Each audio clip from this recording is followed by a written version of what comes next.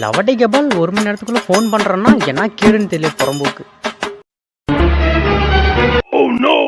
ஐ பங்காளி வரான், அவன் செல்ல இருந்து ஃபோன் பண்ணி பார்க்கலாம்.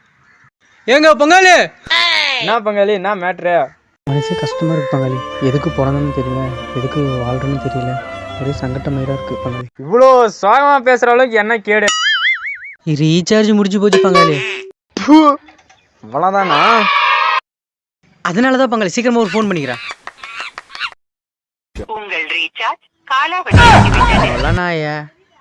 நீயுமாடா ரீசார்ஜ் பண்ணல? நான் எப்படா சொன்னேன் செல்லு ரீசார்ஜ்?